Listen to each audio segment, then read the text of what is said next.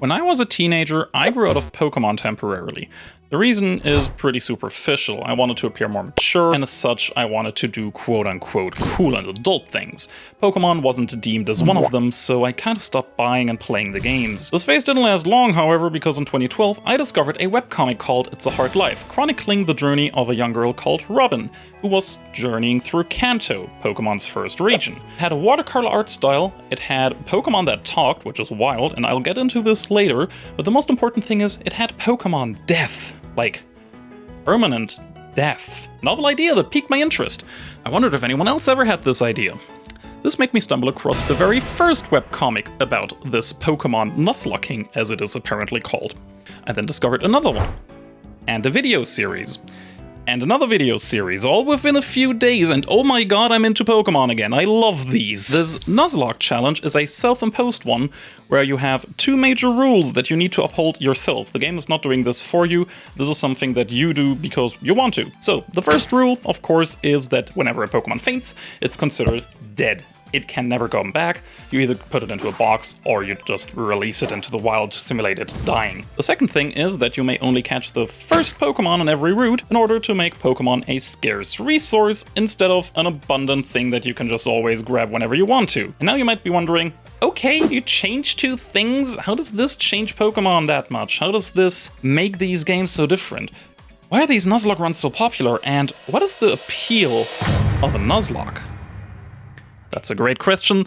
This is 8 reasons why the Nuzlocke challenge is spectacular and why you should care. Number 1.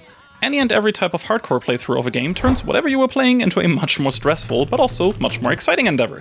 What once was an earthquake and item spamming fest turns into a game of resource management, prediction, and risk aversion.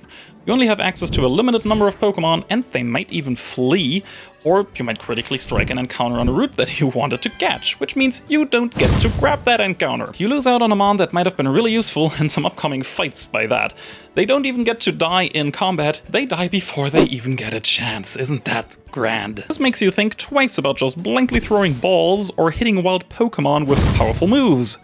You really need to pay attention to capture them properly, and you need to pay just as much attention to build your team, even if it involves some weird choices by force. Number 2, if you then consider that they can also, well, die, the Pokemon aren't just limited to get, they also can run out, adding even more of a risk whenever you battle.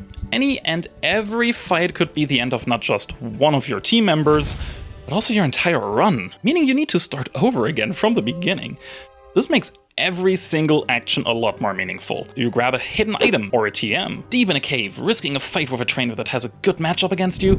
Or do you skip that trainer and come back later when you're stronger, but maybe to get stronger you needed that item in the first place? If you get into a fight, what are your best options? Do you just sweep everyone with a strong Pokemon with setup moves? Do you pivot to another Mon and utilize all of your team's powers in conjunction with one another? Or do you use stalling tactics, and when do you use these? Do you know every single Pokemon's moveset by heart to predict what the enemy is going to do? If not, what do you use and when? Of course, there's also one more thing. Who do you sacrifice when you need a clean switch into another Pokemon? Who's the most expendable? These are just a handful of examples of decisions that you constantly make, and you make hundreds if not thousands of decisions.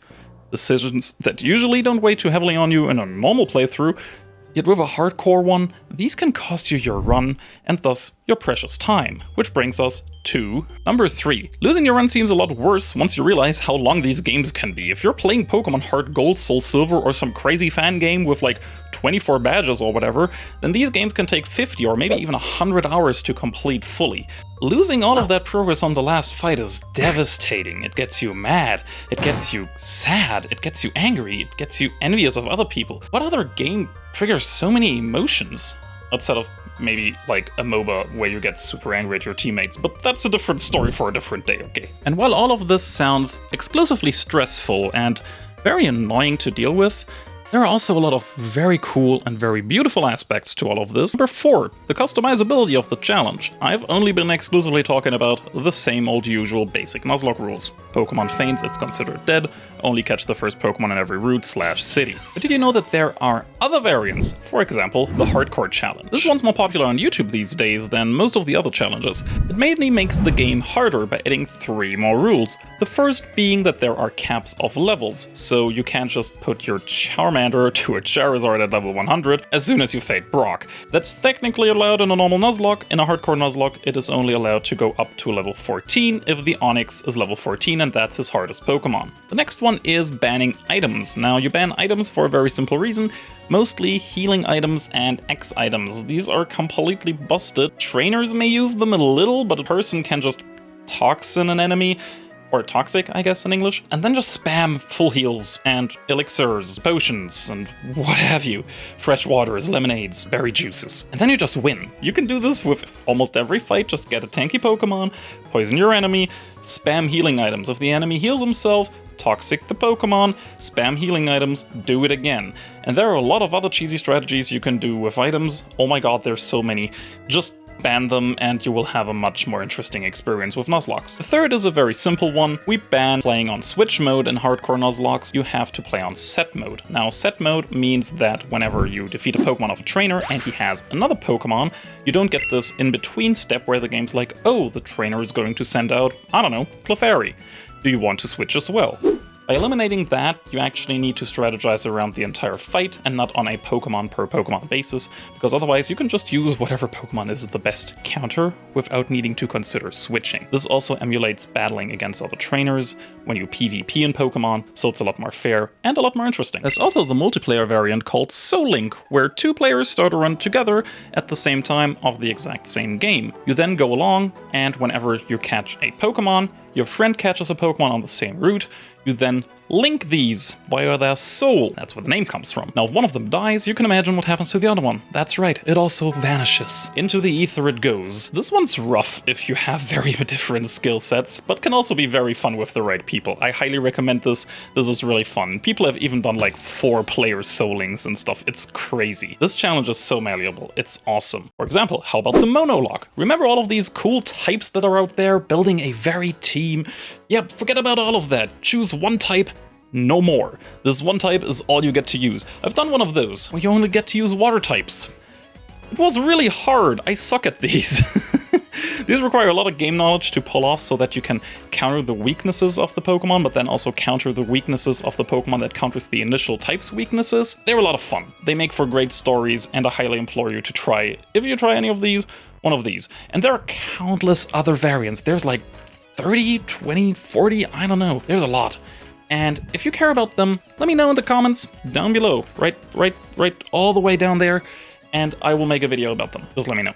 5. While all of these variants are interesting, they're not my favorite thing about the Nuzlocke challenge when it comes to its gameplay. No, that would be getting to use Pokemon that normally you would never even think about using. I never used a Basculin in my life, but in my playthrough of Pokemon X and Y, I had to. It was a water-type Monologue. I caught it, and I needed a team member, desperately. And so I thought to myself, good lord, this thing's just going to die, I'm just going to sacrifice this as soon as the chance arrives. As it turns out, its Rockhead ability eliminates recoil damage, and it learns a lot of good recoil moves, like a lot, like the one that has 120 base power and 100 accuracy. That's nuts. It also has crazy good attack and speed for just a single evolution normal-ass Pokemon that you fish up out of a lake, and it doesn't have much else. But it's my small little torpedo, and it came in clutch more than I can count. I now think very highly of this little fish. This right here? That's a good fish. And this may sound very anecdotal, but I'm not alone with this, trust me. Famous YouTuber and Nuzlocke enjoyer Alpharad, for example, never really cared about a Pokemon called Whimsicott. Do you care about Whimsicott? Probably not. It's a very random Pokemon, it's fluffy and all that, sure, but it's just one of the many grass types that are all around Pokemon. But in a lot of his Nuzlocke runs, it kept appearing and kept doing well, and now it's his starting screen for Twitch. It's a jumping Whimsicott. Look at this. That's adorable, and that's a cool story. This wouldn't have happened without Nuzlocking. And I don't know if that's just me, but I think that's very special. You can go from not even thinking about one of these creatures to having a bond with them, to genuinely think they're valuable they're cool, and you have a good story to tell about them. That's freaking rad. These 5 aspects that I just mentioned encompass the gameplay side of things, and that's cool and dandy, and I get people that only care about this side. I also really deeply care about the other side, and the other side is drama, storytelling. Because for number 6, a Pokemon game, well, when does it end? Normally a Pokemon game only really ends when the credits roll, right? When does a Nuzlocke run end? When the credits roll, so it's the same thing, right? Well, no, because a Nuzlocke also can just end because you wipe. As in, all of your friends that you've been adventuring with, your starter that you've been fostering, taking care of, and called Bubbles because you're a creative little snowflake that loves calling their water starter Bubbles. I'm talking about me. They all perished. They're all gone. With some explosion Pokemon or whatever the frick. Me, personally, I get upset by this. I get a bit sad. I get a bit angry. It's not crazy, right? Like, this doesn't ruin my day or anything. But it does weigh down a bit on me, and that's cool. That's an interesting feeling that not many video games give me. I don't really compete in tournaments or whatever, but this gets me emotionally invested a lot. And you don't need to be a content creator to feel this. I did casual Nuzlocke runs that I didn't record before I made this YouTube channel, years before. I did like a Pokemon Black and White run, and I got to like the final gym leader and wiped in an instant. That got me slightly upset. That didn't just cost me time, I got attached to these little critters, and losing them felt really bad. How many video games do you know that affect you like this in real life without just upsetting you because you're in a bad mental state? I know very few. And you know what else will let you affect it, if you let it of course? Death. Pokemon dying. You don't need to wipe, but losing a Pokemon that you got really attached to sucks. It feels terrible. And this is getting worse because the first rule that was attached to a lot of Nuzlockes back in the day at least was that you need to nickname all of them. So this isn't just Squirtle, that is Steve, the slayer of the 3rd gym despite being a water type. And you really do grow attached to these little guys. I at least do. And I think it's really cool if you let yourself grow attached to them, because that makes winning feel all the better. If you make it by the skin of your teeth through a really tough battle, just barely squeezing by. I live for that feeling. That is so exhilarating. And the loss just makes the victory all the sweeter. Now, it might seem weird to expose yourself willingly to this emotion, but make no mistake, every single Nuzlocke run you do, no matter if you film it, create a webcomic, write it into a forum, chronicle it via screenshots, or you don't tell anyone about it at all, and you just do the run in your free time, you are creating a story. And a story with characters can have tragedy in it, it can have happiness in it, and all the emotions in between. A character death in a story can be a memorable low point, and a victory can be an awesome, great highlight. I've had my share of sad low points in my runs where I thought everything was over. I only had 1, maybe 2 Pokemon left, and was about to fight a tough gym leader. It seemed like all hope was lost. Then I caught some unexpectedly okay Pokemon. I got access to new routes. I rebuilt a bit of my team, and I got to defeat the gym leader barely without losing anyone. And suddenly I had all these new routes available to me, and I could get more Pokemon, and suddenly I had a really solid team. I got to roll up to the Elite Four with who I thought were goners. They weren't. They lived. And they fought. And they won. Oh, I love that. Telling stories is in our blood. People have been telling and listening to stories since ancient times, since we had language. This excites people. It is a big part of what makes human society work. And I see a lot of value in that. If you don't, that's fine. If you only want to min-max, totally fine. Play the game however you want. I get the appeal. I have thousands of hours in Path of Exile. Heck if I care about the story at this point. But with Pokemon, I really like these stories that you're telling. It feels a bit like creating your little own Dungeons & Dragons adventure. You know, like a little pen and paper and you have all the characters and you're the dungeon master. And now, this did get me thinking. It's not just me that thinks like this, right? That all of this Nuzlocking business is really cool, right? No, of course not. There's millions of people watching these. There's thousands of people creating these runs. Webcomics, videos, forum posts. It's so dang popular on the internet. And regarding that, I just want to point out some of my favorite Nuzlocke related content and give them a shout out, because oh my god, I don't think I would be making this video if it wasn't for It's a Hard Life. Thank you for this. This webcomic is gorgeous. Look at these frames. This is a Pokemon fanfiction webcomic. Oh my god, this is gorgeous. If these had a higher resolution, these would be wallpaper material. No, I would hang one of these up on my wall. Seriously, these are... ugh. And this is an emotional story filled with characters. The Pokemon talk. It's awesome.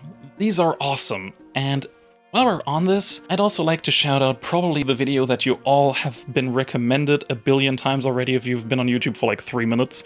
It's Jaden Animation's Pokemon Ruby Nuzlocke, which was a first. Animating your Nuzlockes is so cool. It brings them to life in a completely different way than you could ever do by text or by just making videos like these, or even by making just runs and commentating over them as I do. Big shoutouts to all animators. This Jaden video is just one of many that are fantastic. I'd also like to quickly mention the beauty of all the other webcomics that I haven't had the time to shout out.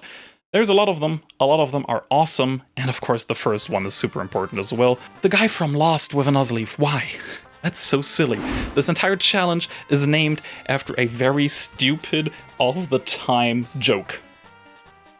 I love it. But no matter what medium you choose, these are awesome. People pour a lot of energy into these, and they remind me a bit of people creating story-based content around sports and esports. Sure, people just play video games and just play basketball and football, but there are stories within this. There are rivalries between different teams. There are underdog players that rise up through the ranks playing a character that nobody expected. Amsa in Smash Bros. Plays Yoshi. What the heck? What a mad lad. On paper it's all just numbers and statistics, but there are threads woven throughout that someone who is skilled enough can weave into a beautiful fabric which creates a captivating story. I know I have been caught by that fabric, so what are you waiting for? Read a webcomic. Do your own Nuzlocke run. Watch some more videos. You know what? There's this guy, he's called Malarak. I heard he's pretty alright. And he also made a Pokemon run. Okay, I'm sorry, I'm gonna stop talking about myself in the third person, this is really weird. I made this Pokemon X and Y Monotype block that I talked about before. Go watch it, I'm pretty proud of this one. And yeah, that one has the Basculin. You know, the little fish, little good boy. Go watch that one, check it out. I put a lot of work into that video. Thank you for your time, and I hope I convinced you to give Nuzlockes more of your attention. Goodbye.